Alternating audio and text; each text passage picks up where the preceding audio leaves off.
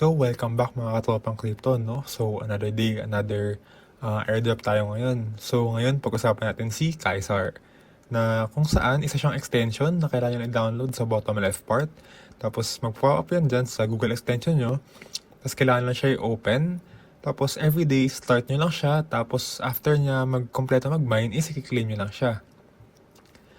Tapos 2,300 din sa akin, which mga 10 days ko ata yan ginarind. At itong total ko is 3,000 na. At wala pa yung mga referral guys, since ginagawa ko lang yung mga missions niya. So, pakita ko sa inyo. So, yan, kailangan nyo mag-claim everyday. Gawin nyo yung iba dyang missions.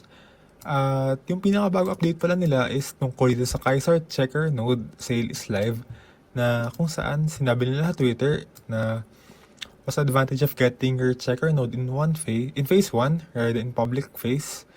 Simply put, bigger discount and more reward. So, yung mga nauna dito is 0.208 Ethereum lamang siya. Pero ngayon is nasa 0.26 na siya ngayon.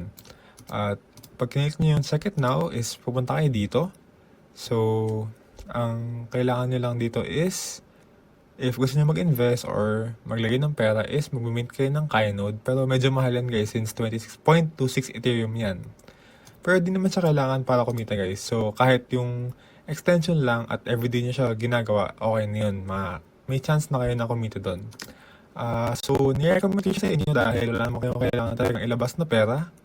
So if gusto nyo siya i-try guys, i-click nyo lang yung link sa baba ng description natin at sa comment section para matry nyo to guys. So, ayun lang. Maraming salamat guys.